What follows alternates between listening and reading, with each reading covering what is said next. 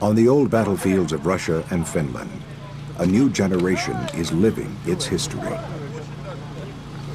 Я являюсь членом военно-исторического клуба РКК Санкт-Петербург, и подобные мероприятия мы проводим регулярно. Teemme tämän talvisodan muistoksi.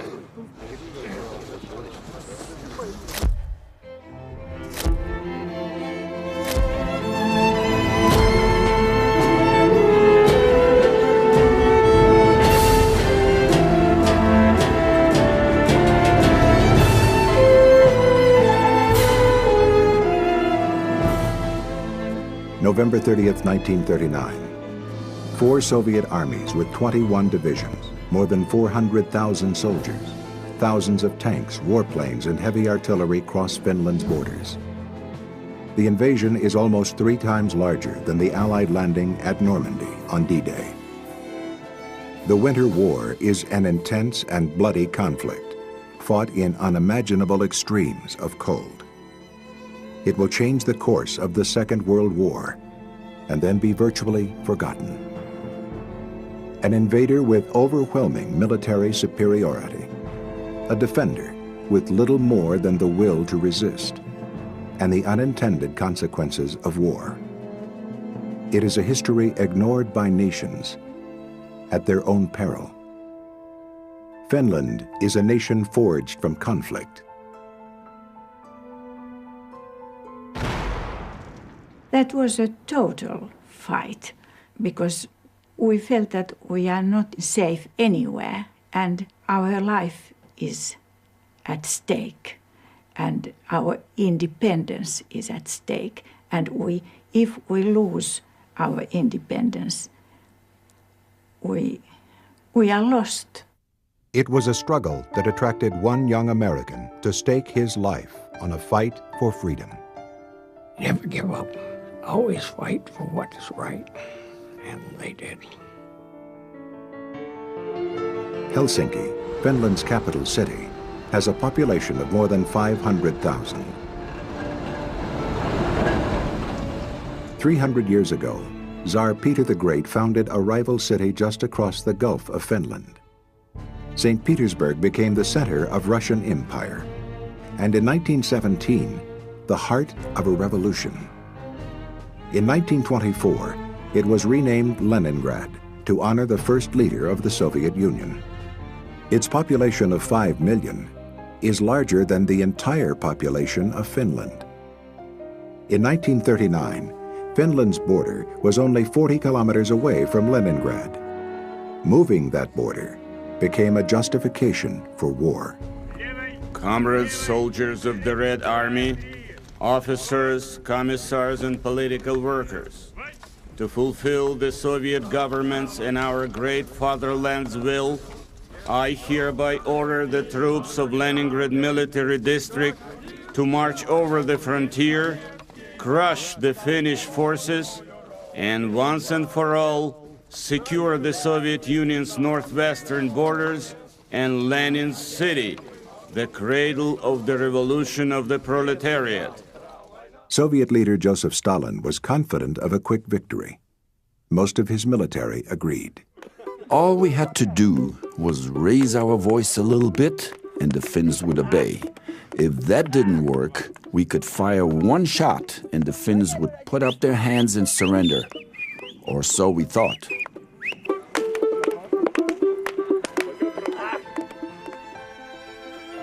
American Martha Gellhorn, one of the few international correspondents in Helsinki, witnessed the first bombers.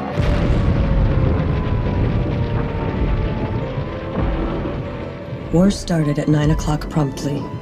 The people of Helsinki stood in the streets and listened to the painful rising and falling and always louder wail of the sirens.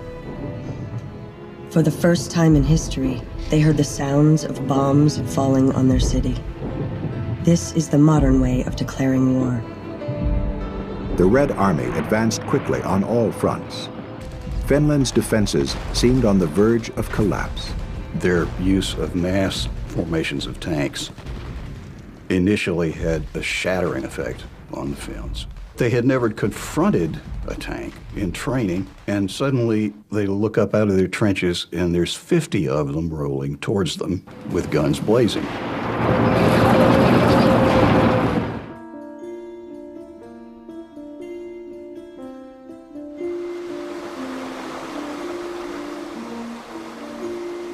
The main thrust of the Russian offensive was through a narrow strip of land between Lake Ladoga and the Gulf of Finland called the Karelian Isthmus. Karelia was the childhood home of 11-year-old Eva Kelpie. It was on the shore of a small lake, and if I close my eyes, I can imagine summer around it and lilac bushes and the path that led to the place where we used to swim as a child. And in Karelia it was always warm and sunny, and of course we were happy. I used to pray to God. I asked him to prevent the war, and I remember that I carried the fear of war inside my child's heart. First news of war came over the radio. We didn't believe it. We thought that, well, it's not coming here, it's not coming to Hiitola. But when we were eating lunch, suddenly we saw planes coming straight towards our house, and Father shouted, "Let's go immediately back to the cellar," and we ran to the cellar, and the bombs dropped on Hiitola. Eva and her family were among the thousands of Karelians evacuated by the Finnish army. Their homes and barns were burned, food and livestock removed or destroyed to prevent their use by the enemy. We were very much afraid of being taken to Siberia.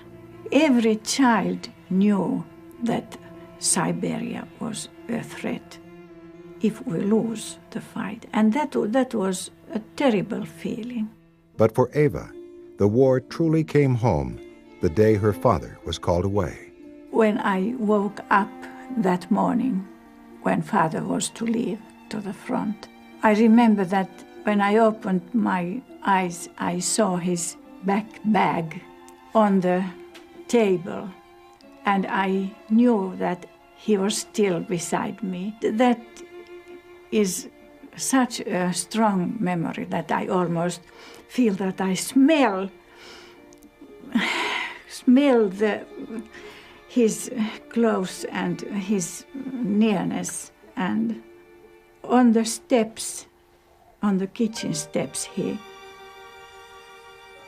took me in his arms and said, "Father's girl."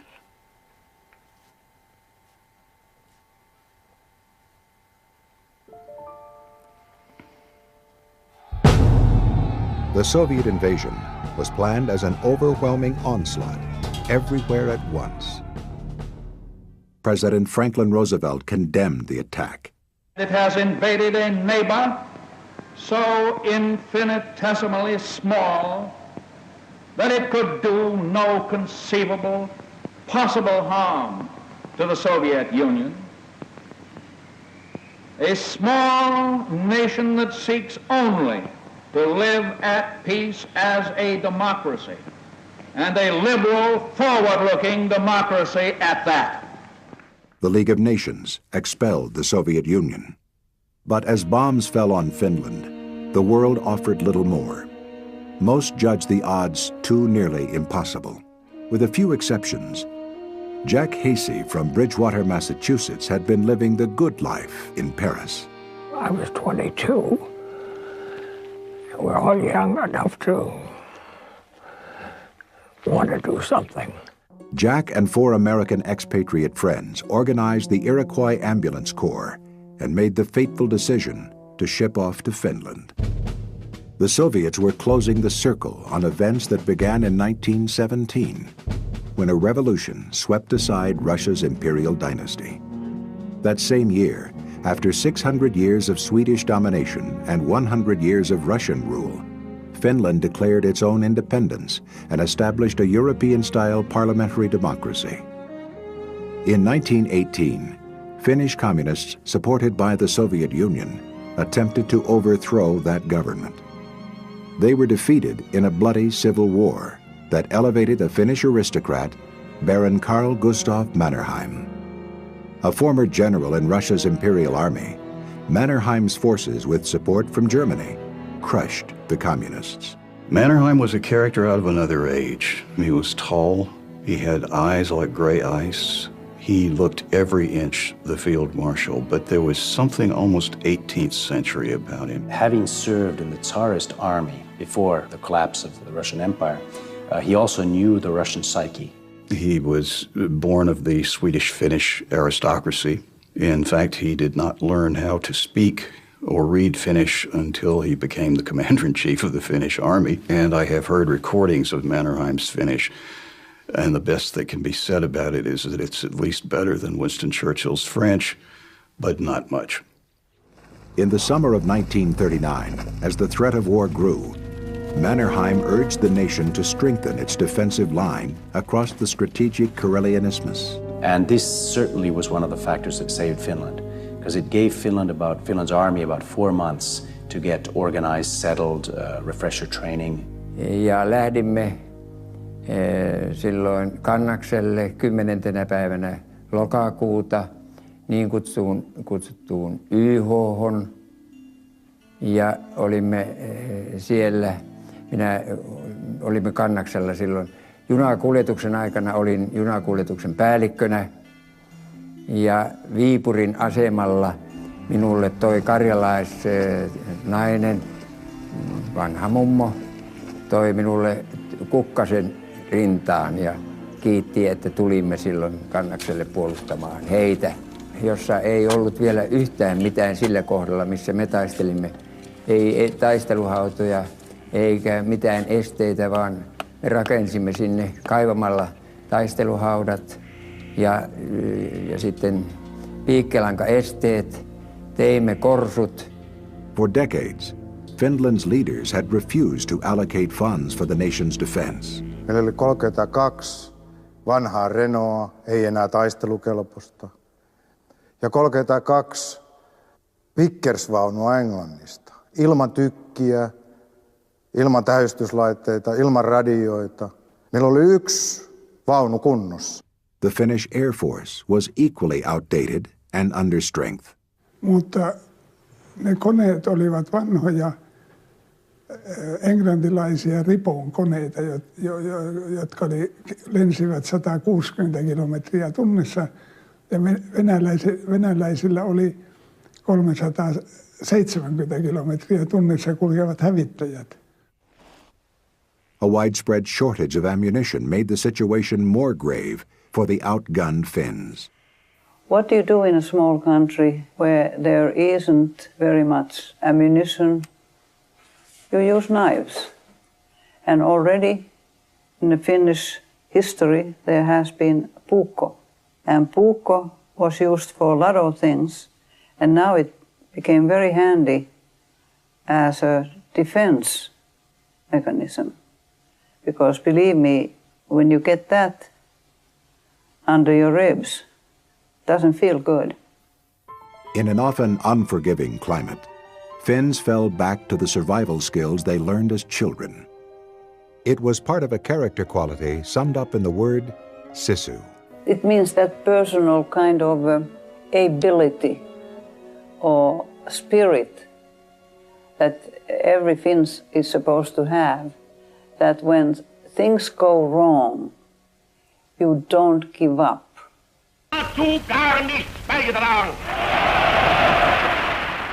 In August of 1939, the balance of power in Europe suddenly shifted. Communist Russia and Nazi Germany, mortal ideological enemies, suddenly became allies. The Molotov-Ribbentrop Pact was the key that really made the war possible, because it gave Stalin a free hand in those parts of Europe that the treaty allowed him to move into. On September 1st, Germany invaded Poland from the west, utilizing a new form of warfare called blitzkrieg. On September 17th, Soviet troops launched a similar attack from the east. The two armies met at the Bug River. In October, the Soviets demanded and gained concessions for military bases in Estonia, Latvia, and Lithuania. Finland's turn came last. They could see that this was not just a war to change the borders a couple of kilometers. This was a total war where Stalin intended to occupy and dominate Finland. The Finns refused to accept our conditions, so we were left with no choice but to decide the question by war. On November 28th, the Soviet Union broke off diplomatic relations. On November 30th, Soviet troops crossed Finland's borders. Finland's entire army, a total of 300,000 soldiers, including reserves, faced the world's largest army of more than 2 million soldiers, with many millions more in reserve. The first week of fighting demonstrated the power of Soviet armor. Finnish troops were pushed back. Shock and fear accompanied retreat and defeat. They searched for a way to beat back Soviet armor.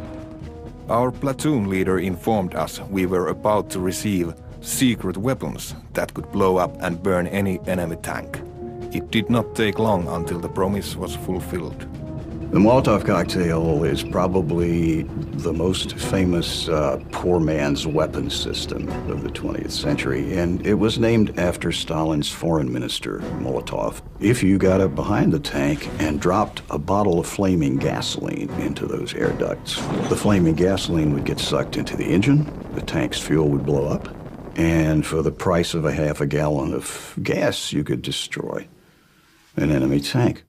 Toinen oli sitten nämä kasapanokset, ja siinä oli oltava vielä lähempänä, koska se ei ollut sitä pystynyt heittämään oikeastaan paljon 10-15 metriä pitemmän matkaa, että se oli sitten se toinen hurja torjuntakeino. Ja kolmas, jota myöskin käytettiin, jolloin vieläkin hurjemmat miehet täytyy sitten olla sen suorittamassa, pantiin halko.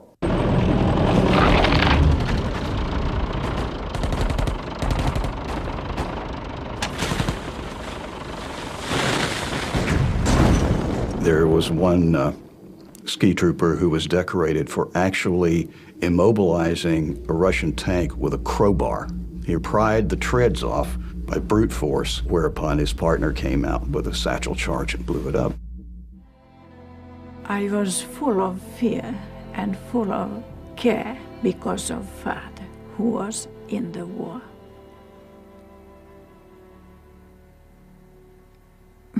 And then I felt that I had to be worried all the time because it was like giving strength to our men. We were called home front. Women had to do all those things what the men used to do when they were at home. So they had to work in the factories. At that time, our country had lots of small farms. If the husband was taken to the front, the woman there had to do all the work. And as also 50,000 horses were taken to the front, which just they couldn't work there without the horses. So from many houses, the horse was taken, so the woman had to work almost as a horse also. My grandmother and I were part of the women's auxiliary, which was called Lotta Svärd, which is based on a poem during one of the wars that Finns fought. And Lotta Svärd was the name of the woman that took care of the soldiers. Lotta Svärd organized 100,000 women in defense of their homeland. The women knitted all kinds of woolen things to the soldiers, those what we call huppu, and where only eyes and the mouth possibly was seen. And then horrible gloves where there was a hole in the place of the first finger, and it was for the rifle, of course. When the women packed up boxes of food and clothing to send to the soldiers, Eva Kelpi added her own contribution. I wrote some poems. They were often like some prayers. Oh God, protect us, help us, And then I tried to rhyme them. I must have felt that there's something in the art, that there's some, maybe I'm romanticizing this now, but I must have felt in the strength of words, even at that time, as a child of 11. Then there was something which has been done in no other country or war ever. Sometimes the soldier who has been shot or the bomb has killed him, you know how he looked, but the young Lottas washed them. First of all, in a winter war, they had to be melted because they were all frozen, you know. They melted them, they washed them, they put them in a nice, beautiful clothes, and the men then put them in coffins because they were heavy, and then they were sent, all of them, each one, to their home areas. And the young Lottas did this.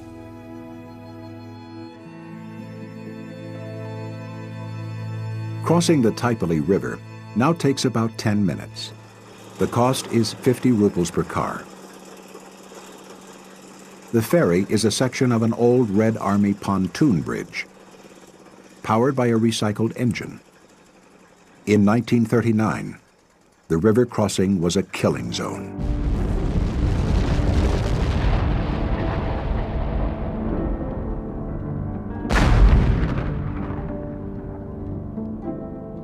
This is a place where the Soviet troops get across the Taipale River and established a bridgehead. When the Soviet engineers established the pontoon bridge, the many casualties were because of Finnish fires. So this bank was full of Soviet engineers' bodies. Kirill Yakimovich is an engineer from St. Petersburg. He has crossed this river and walked this ground since childhood. He has looked beneath the surface and studied it carefully. Gradually, he learned its awful secrets. I suppose that the Soviet 105th Rifle Division occupied these dugouts. There are plenty of them here. Dugouts, foxholes, which Soviet soldiers excavated. They attacked across this open field.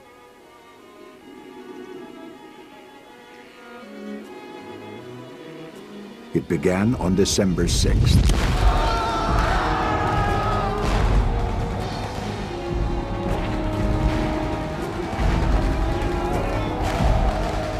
They were frontal assaults over and over and over again against the same heavily defended Finnish lines. Entire battalions were wiped out. By December 17th, 3 Russian divisions had failed to breach Finnish defenses at Taipale. The Russians went in principally for mass attack, which resulted in the attackers being mown down to the last man by a few well-placed automatic weapons. In spite of this, one attacking wave after another would follow with a similar result. In some cases, the second, third, fourth wave attacks were actually able to get closer to Finnish lines by taking cover behind their own dead. The temperature was so low that after an hour, a corpse would stop a bullet just as well as a brick wall. The carnage was too much for some defenders. There were instances where, for instance, Finnish machine gunners became psychologically unstable because they were called upon to commit this absolutely mindless slaughter day after day after day. They may have hated the Russians for invading their country, but these were not automatons. These were human beings with wives and children, and they were being called to murder hundreds of men a day. On December 17th, the Soviet offensive shifted to the most strategically important and the most vulnerable sectors of the Mannerheim Line, Suma and Ladi. A breakthrough here would open a gate to the city of Viborg. One flamethrower tank started to throw flames into the trench at Harkila strongpoint. Fire from Millionaire bunker and from our infantry prevented the enemy's infantry from getting into our trenches. 2 machine guns fired a total of 40,000 rounds. Our men held out bitterly in their trenches. There was no panic. Many silent dead littered the ground in front of our positions. Ja urhoollisia taistelijoita nämä olivat puna-armeijan miehet. Ei siinä mitään, vaikka meidän tulitimme niin paljon kuin pystyimme. suomalaisilla konekivääreillä, pikakivääreillä ja kivääreillä, niin juoksivat siinä niin, että piikkilanka-aidoille tulivat ja juoksivat sitten vielä toistensa yli, jotka kuolivat siihen. The tanks stopped, took casualties, and started to withdraw. This completely demoralized our infantry. The division did not have any success during the day of December 17th, 1939, and after darkness, infantry was withdrawn, having suffered heavy losses. The battle was stressful, both physically and psychologically. In spite of a whole day of heavy fighting, we were not depressed. The fact that we held on gave us confidence. That confidence was tested each morning of an unrelenting Soviet offensive. The enemy's artillery barrage in the morning of December 19th grew to an overwhelming thunder and hit the main defensive line in Summa village the hardest. Our platoon leader gave me responsibility for dealing with the tanks approaching us on the highway.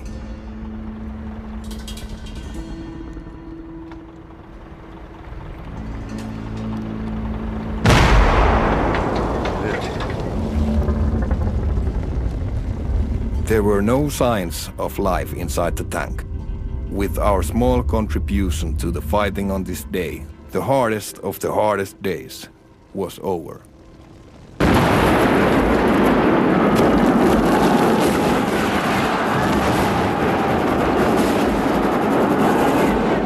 But even harder days would follow. Tanks again broke through.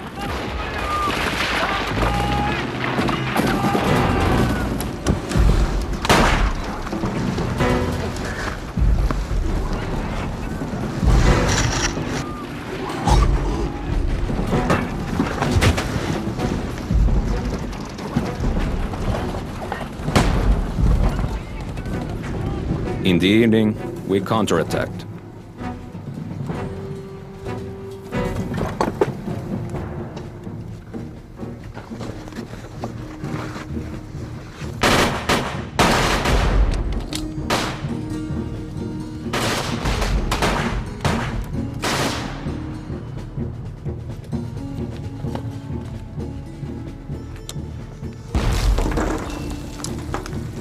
Despite all our shortages in equipment, we did the enemy a lot of harm.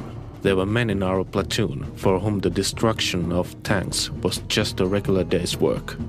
December 21st, 1939. It was Stalin's 60th birthday. His generals had promised Finland as a gift. Instead, they sent back trainloads of dead and wounded, and more bad news from the battlefront. I saw a field and our dead men lying like heaps of grass during harvest. The next day we did not attack. Our losses were too high and the assault was cancelled. The offensive against Summa and Taipale during the month of December had decimated 7 Soviet infantry divisions. The remains of 250 tanks littered the battlefield. It was a stunning defensive victory for Finland. Mid-December, winter deepened. Temperatures descended. The winter of 1939 was one of the coldest in recorded history, with temperatures consistently below zero. Temperatures of minus 40 and 50 Celsius were not uncommon. Me taistelimme omalla maaperällä omissa olosuhteissa. Jokainen suomalainen osasi hiihtää, osasi toimia metsässä vaikeissa olosuhteissa, myöskin kovassa pakkasessa ja niin edelleen. The Finns had snow camouflage. The Russians didn't. The Red Army troops stood out like proverbial sore thumbs. You couldn't miss them. As often as possible, the Finns tried to rotate their men so that the frontline troops at least got a few hours of warmth, a chance to have a hot meal. If you're going to fight in that kind of an environment, you have to provide a diet that's extremely rich in protein and fats. The Finns were able to do that. The Russians were, black bread and tea. At 40 below zero, a hot meal is the difference between life and death. In mid-December, cold and hunger were the decisive factors in a battle Finns called the Sausage War. Marching through snow and ice, a Russian battalion slipped deep behind Finnish lines.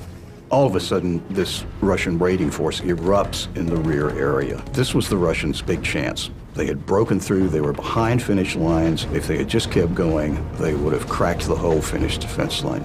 But what stopped them was the field kitchens. The Finnish cooks had just put on enough sausage soup to feed the entire 2,000 men in that sector. When they got a whiff of the sausage soup, it completely took the wind out of the raid. Ignoring their officers, the Russians immediately went for the field kitchens. Me jouduttiin siihen meidänkin komppana juuri keskelle sitä makkarakapinaa. Pimeä yö oli ja aina ammuttiin sinne, missä vaan leimatti.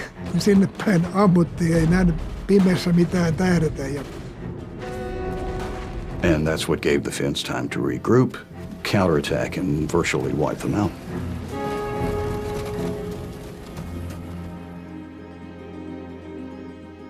Markers in the village churchyard honor the defenders of the Battle of Suomussalmi.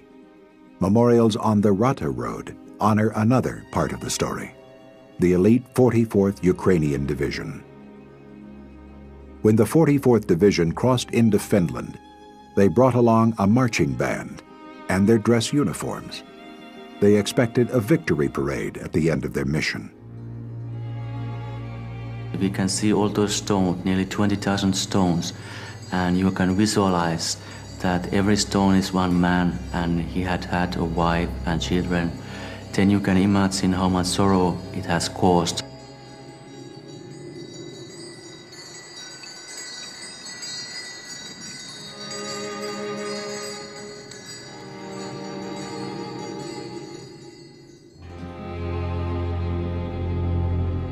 The 44th Division crossed into Finland on the Rata Road in mid-December.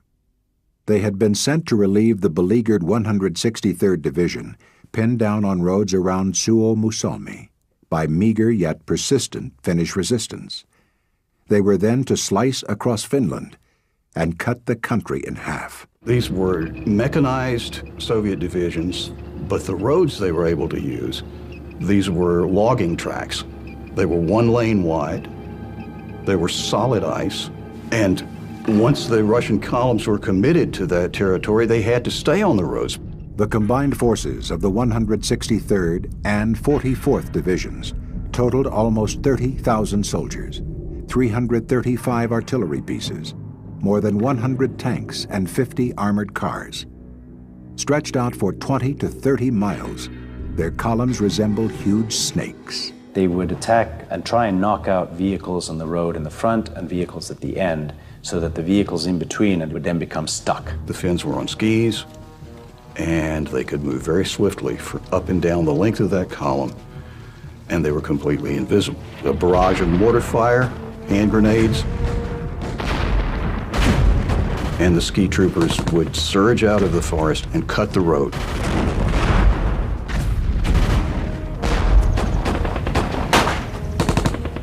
And then disappear on the other side of the road. And after them would come combat engineers who would widen the breach and fortify it to cut off one segment of the Russian column from the other. They would isolate the units and cut them into what they called mottis, and motti is a measure of wood in Finland. When you chop wood and you stack it up, that's one measure of wood. And that's what they did. They chopped up these divisions. Once these Soviet columns were chopped into mottis, they were pinned down by snipers.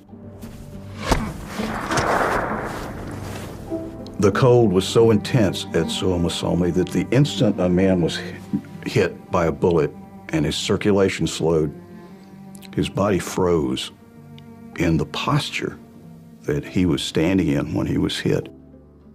Men are exhausted and starved. We have about 400 wounded, no petrol. Most of the horses are killed. We are almost out of ammo. Enemy is attacking us from the front. Some commanders are deserting from the battlefield. I request urgent help. There would be no help for the 44th Division. Survivors huddled in underground dugouts against intense cold, extreme hunger, and enemy fire. One by one, they were hunted down. 1,500 Soviets were taken as prisoners of war. Captured tanks, trucks, guns, and ammunition helped replenish Finland's arsenal. Only 5,000 escaped across the border. Among them was Alexei Vinogradov, commander of the 44th Division, and his 2 top officers. They were arrested, court-martialed, and placed before a firing squad. Suomussalmi is where the Finns scored their greatest triumph with Monty tactics. Moti tactics, repeated all along Finland's northern front, stopped the Soviet offenses. Some Red Army units held out until the end of the war. None survived the Lemeti Moti. Se tuntui vaan hirveälle, kun siellä oli paljon venäläisillä hevosia ja niillä oli niin nälkä, että ne oli syönyt kaikki ne hevosen luut. Pakkasella oli jyrsytty ja nahat. Oli kavio juuria myöti hampaan jäljet, mitkä oli pakkasella syöty, että oli pientäkin rasvaa saatu. Finland's victories made headlines around the world. 8,000 Swedes plus 800 Norwegians and Danes volunteered their services. Fundraisers were held in the United States. Supplies and equipment were donated. 350 Finnish-American volunteers sailed out of New York.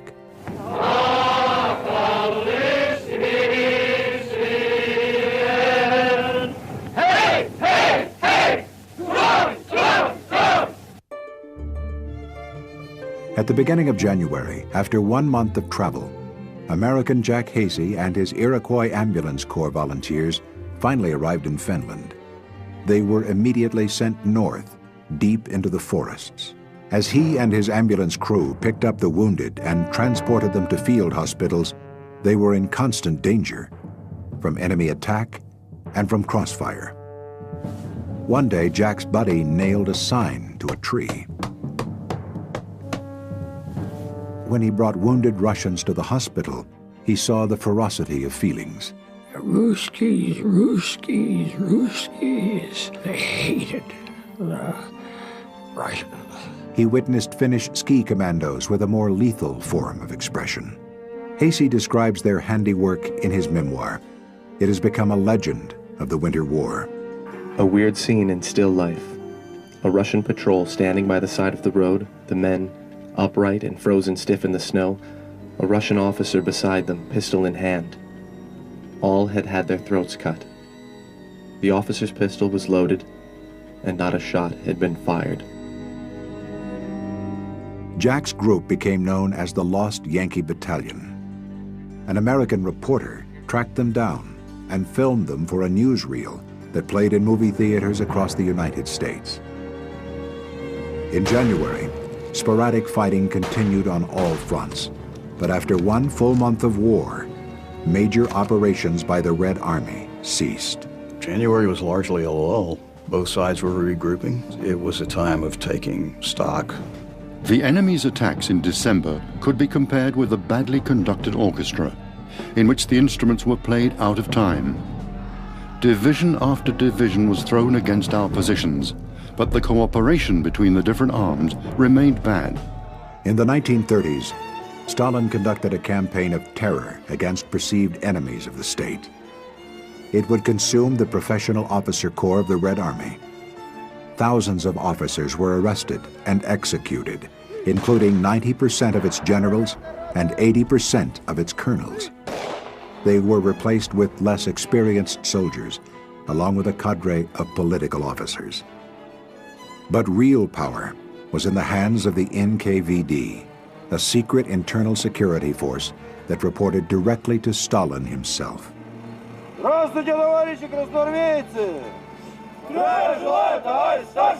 They interfered with everything, and they had the right and the authority to go in anywhere and to take very drastic measures like shooting the general, shooting anyone. Soviet state military archives document the fate of the 76th Tank Battalion, 34th Light Tank Brigade, trapped within a moti at Lemeti.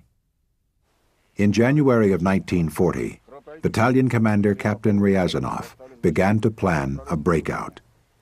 But the battalion's NKVD officer opposed it. He called Ryazanov a coward. Ryazanov replied, "I am in charge.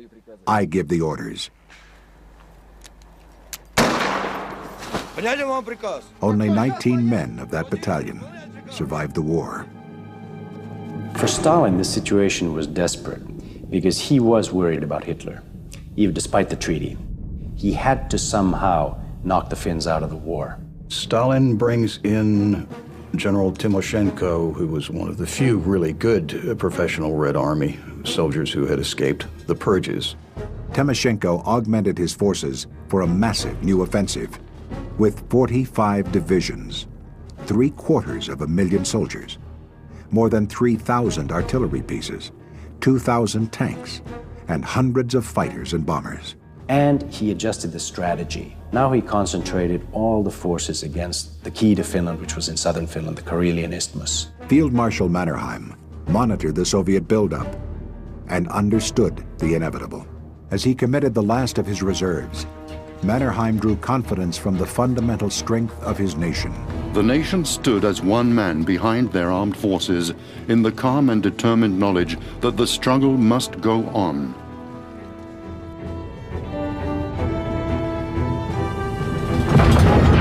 On February 1st, the Soviets resumed their offensive. Up to 2,000 artillery shells hit the Mannerheim line each day for the next 10 days. Niin kuin helvetti ei, niin en ole käynyt tietenkään siellä, mutta tuntuu siltä, että ei sen kamalempaa tilannetta voi olla. On February 11th, up to 250,000 shells rained down on the line. It was the largest artillery barrage since the Battle of Verdun during the First World War. 8:35. An unprecedented artillery bombardment of our entire sector. 12:15. Tanks have broken through. Enemy infantry has captured part of our positions. All Finnish reserves were thrown into battle. The Red Army could not be contained. By the end of February 13th, on the third day of the offensive, the 123rd Rifle Division with attached armor units broke through the main defensive line. Suma fortified area was completely destroyed. At the end of February, Jack Hazy's work as an ambulance driver came to a sudden end. The next day, he was evacuated from the front line. At the end of February, Finnish defenders had been pushed back to a line in front of the strategic city of Viborg, headquarters for the Finnish forces on the Karelian Isthmus. Finnish defenders struggled to hold the line in front of Viborg. On March 5th, Soviet troops attempted a flanking maneuver across the frozen Gulf of Finland to surround the city of Viborg. When Finns detected columns of tanks and infantry on the ice, they fired their huge coastal batteries, 12-inch guns, intended to sink battleships. The weight and velocity of the projectiles was so enormous that it shattered the Gulf ice and opened up yawning gaps, and whole Russian companies disappeared through these holes in the ice. The Finns' desperate resistance continued with a ferocity that masked a steadily diminishing capacity. By March 12th, they had almost no more ammunition. At noon on March 13th, the word spread along the line. An armistice had been signed. The brutal 105-day war was over. If a fly had been in the air, he would have heard its buzz. Not a single shot. Dead silence. I did not believe such a thing was possible. Then, people started to regain their senses. Started throwing hats and all kinds of stuff in the air. Almost nothing remained of our battalion. Front line is front line. All I felt was indifference. What do I remember most from that war? It was the incompetence of our army. It could not even deal with a handful of Finns. They showed us how to fight a war. Gunnar Latio, leading a column back toward Finland's newly negotiated border, decided to stop to check on his men. Lähdin hiihtämään sitä taaksepäin ja pysähdyin yhden tien viereen vähälle korkeammalle penkalle ja pistin suksen sauvat kainaloihin ja jäin katselemaan siinä poikia, kun ja heilautin kättä varmaan heille siinä, kun partaalina meni ohitte. Ja sitten minä nukahdin. That's where his men found him. Latio remembers his dream. He was in a hospital. They were offering him a bed. 24 hours later, he woke up in a hospital bed. Ja olen onnellinen siitä, että sota päättyi sillä tavalla ja sillä hetkellä, sillä me olimme kaikki niin loppuun ajettuja kuin ikinä voi olla. Our company commander told us, the war is over. After that, he met a Finnish company commander in no man's land. In the evening, everyone started campfires. Our campfires were far from the Finnish ones. Everyone was drunk and our company commander was rebuking us. Our soldiers told him, "Who needs this war? Do Finns need this war? No one needs it, neither us nor Finns." Everyone was singing songs. I made myself warm at the fire. That was it. The war was over. Jack Hazy was on a ship in the middle of the Atlantic Ocean, returning to the United States when he learned about the ceasefire. More than 6 decades later, after a career in the French Foreign Legion and the CIA, Jack Hazy was presented with Finland's highest honor, the Liberty Cross. The peace terms announced were harsh. All of Eastern Karelia, about 12% of Finland, became part of the Soviet Union. Anna Tukia was nursing wounded soldiers. Ja sitten mä oikein tuskainen nuori mies, opiskelijapoika kai oli se, ja häneltä oli amputoitu siis toinen jalka pois. Ja se siellä hyvin tuskaisena siitä se sanoi mulle, sitä varten kun minä sen jalkani sinne kannaksella jätteen, sitä ryssäsen sais. Ja musta kun säilyisi meillä vapaus. Tommy Lainonen was one of thousands of Karelians who had been forced from their homes by the war. Ukki rupesi ihan ääneen itkemään. Ja me itkin ja me lähdettiin siitä. Se on viimeinen rauhan ehdot luettiin, jotta me karjalaiset jäädään tänne. I didn't cry when everybody else cried. I used to go into the woods and cry alone. And that I have done many times because of the loss of Karelia, the loss of home, and because of homesickness too. And that was the day when homesickness made a nest in me, and it has not disappeared. In the next few days, 422,000 Finnish Karelians refused to become Soviet citizens by leaving their homes and most of their possessions behind and crossing the new border into Finland. Refugees everywhere, families trying to cram several generations worth of precious family belongings into one wagon or one sled.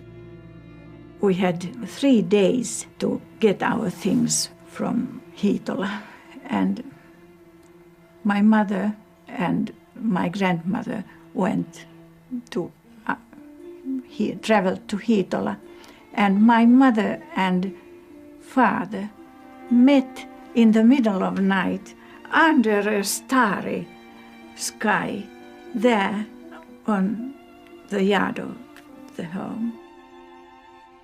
As winter turned to spring, Finns were left with a final unpleasant responsibility. In Suomussalmi, along 20 kilometers of the Rata Road, melting snow and ice revealed the bodies of thousands of Soviet soldiers. In spring 1940, the Finnish soldiers buried these died Russian soldiers and also horses because the summer was coming on. And it was very difficult to walk around this area in 1940 in summertime because there were a lot of flies and the smell was very bad in this area. Raino Korti was a 21-year-old soldier then, assigned to a burial detail. Se olisi tuntunut hyvin niin vaikealle, jos ne olisi ollut omia, eikä hän nyt olisi pantukaan sinne. Mutta kun se on vihollinen ihminen. Sitä ei kunnioiteta sitä vihollista, olkoon se elävänä tai kuolleena. Nor did Soviet leaders honor them. Only 350 bodies were sent to the Russian side because Russia won this war, and they said that only 350 soldiers died here, and they took all those bodies with them. The rest are still buried in mass graves on the Rata Road, unidentified by the nation that sent them into battle. When Nikita Khrushchev took over as leader of the Soviet Union after Stalin's death, he began a realistic accounting of Soviet casualties. He claimed as many as 1 million Soviet soldiers were lost in the 3 months of the Winter War. Since then, some historians have disputed Khrushchev's numbers. Few have challenged his conclusion the Winter War had unintended consequences. A victory at such a cost was actually a moral defeat. Our people never knew we had suffered a moral defeat because they were never told the truth. All of us, and Stalin first and foremost, sensed in our victory a defeat by the Finns. It was a dangerous defeat because it encouraged our enemy's conviction that the Soviet Union was a colossus with feet of clay. In short, our miserable conduct of the Finnish campaign encouraged Hitler in his plans for the Blitzkrieg, his Operation Barbarossa. Stalin's perception of the threat to Leningrad turned out to be completely in the wrong direction, because when the threat came, it was from the Wehrmacht divisions pushing up through Poland and the Baltic states rather than from the Finns. It's quite possible that had Stalin not had the lessons of the Winter War, that his army would have been even in poorer shape when Hitler attacked, and that Hitler actually might have managed to take Moscow. Since the collapse of the Soviet Union, there has been a re-examination of this cataclysmic conflict. It was in 1988 when the Russians said that they start the Winter War. And before that, they said that the Finns started the Winter War. Most Russian people don't know anything about Winter War. They have white pages on their history. More than 6 decades later, even after the fall of the Soviet Union, when all the occupied Baltic nations have regained their independence, Eastern Karelia and its former capital Vyborg remain part of Russia. I'm waiting for Karelia to be returned to us so that I could take my grandchildren there and show that this is my original home district. And it has belonged to the neighbor for some time, but now it's again ours. And that is what I'm waiting for. The Winter War shaped the thoughts of those who experienced it and those who have studied it. Don't rely too much on technology. Technology is important, material strength is important, but skill, how you use your equipment is even more important, and ultimately will. If you don't have the will to fight, nothing else matters. The people of Finland have shown that a united nation, small though it may be, can develop unprecedented fighting power and thus withstand the most formidable ordeals that destiny brings. By closing ranks at the moment of peril, the people of Finland earned for themselves the right to continue to live their own independent lives within the family of free peoples. Finland won. Because had Finland lost, she would have been occupied by the Soviets, and she would have been like Estonia, which actually gave way to Stalin's demands and was occupied. And so in this sense, Finland won, obviously.